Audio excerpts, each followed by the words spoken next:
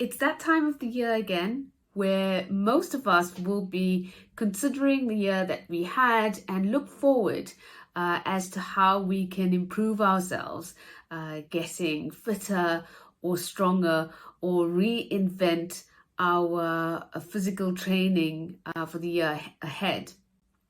However, many of us would have recently contacted COVID-19, the Omicron variant in particular. And it's really important that as we consider reinventing ourselves or planning a new routine for the year ahead, or dare I say, finding a New Year's resolution, it's really important to put those exercise plans in context of recovering from a viral infection. Getting back to your routine after an illness requires a certain level of restraint in order to achieve optimal results. No matter your age or previous level of fitness, returning to sport after COVID-19 requires some careful planning. The absolute no's to starting over a routine are persistent fever, shortness of breath, meaning that you can't climb a flight of stairs without becoming breathless, or chest pain. If you've had a severe infection or required hospitalization, it's really important that you see your physician before commencing an exercise program. And if you have an underlying heart or lung condition, it's important to consult your doctor. He's in charge of your case. As myocarditis is a real concern, as COVID-19 is a largely inflammatory causing virus. Only start exercising about 7 to 10 days after you are symptom free. So where should you start? For most people, simply starting to walk again outdoors is a great place to start. You would have been isolating indoors for your quarantine period for about 7 to 10 days. So it's important not to dash straight away out into a heavy cardiovascular routine. If you usually run for exercise, try going on a stationary bike or in an elliptical trainer before hitting the tar. Planning is absolutely key. Get yourself a planner or a spreadsheet. There are loads of online tools available before starting to think about how you are going to commence your program. I suggest writing down your pre-COVID exercise levels. Week 1 should be quite low intensity, and we recommend that you start at about 50% of the capacity that you previously did before getting ill. This is one of the safest ways to return to your exercise routine. That period of deconditioning is significant. You would have been out of exercising for quite some time, so it's important to start really easy. One of the most important rules of thumb for returning to exercise is to follow the rule of 10%. I recommend getting back into your exercise routine should take between 4 to 5 weeks. So if in week 1 you start at 50% of your previous level of activity, gradually plan out for week 2, week 3 and week 4 a 10% increment in a load, intensity and volume of training per week.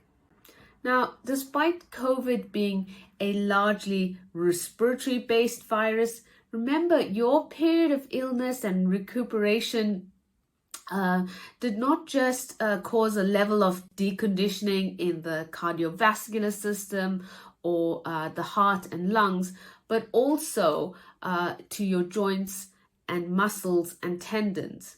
So increasing your load by more than 10% per week puts you at risk of developing injuries to tendons and to muscles and to joints. So now that you've plotted out week's 1 level of activities, which is half of what you were doing prior to getting COVID, look at making your weekly increments about 10% a week, so that week 2 is at 60% of your previous level of activity, week 3 is 70%, etc.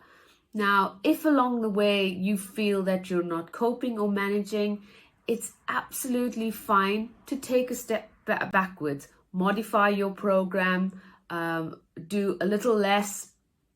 Progress is not always linear, and sometimes you have good and bad days as well. So consider that too.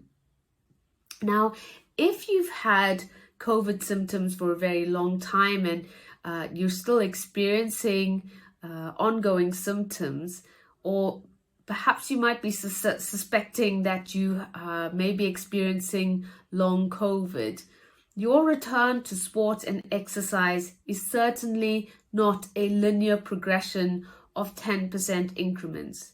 The management for long COVID is very different to having the regular illness and the recovery from the regular illness. So speak to a long COVID specialist about how to tackle your program. You can refer to our webpage down below, which has further information about that, and do speak to a long COVID specialist. So let's get back to your training plan. Once you've calculated your capacity for each week, you'll have a really good idea and a bird's eye view of how and which direction you are going to go with your training plan. Once you've established those parameters, the next step is to include your rest days, or as I prefer to say, your active recovery days. Now, active recovery days are absolutely crucial for your progress. They can include things like some gentle yoga, breathing exercises, meditation, mindfulness, and they've been shown in the research to facilitate and actually aid your normal exercise regime. So improve your fitness levels, improve strength. Meal planning is essential to your recovery and return to exercise. A diet rich in proteins, vitamin C, vitamin D, omega-3 fats are really important to facilitate. It's the fuel for your exercise. So if you use poor quality food and poor quality fuel, your performance is going to be compromised. A lot of us, recovering over coronavirus and coming through the festive season where we consume high fat foods, sugary foods that actually are inflammatory type of foods. A lot of us will be recovering from the festive eating. So while you're planning your transition into returning to exercise, carefully think about the type of diet you want to have that is energy rich and full of vitamins and minerals. Keeping hydrated is really important, especially with most of us having our heating on in our homes at this time of the year. Our bodies tend to get dehydrated a bit more. So track the number of liters of water you're drinking a day. And when you return to sport, you might find that you require more fluid intake. And also, you may still have a slightly blocked nose, which means that you're mouth breathing. You can check out my video on ways to clear your nose and to encourage nasal breathing. But in the meantime, you might need a little extra water because of mouth breathing, which is something you want to phase out and learn how to use nasal breathing as your primary way of breathing. I absolutely love technology and I love wearing my smart device.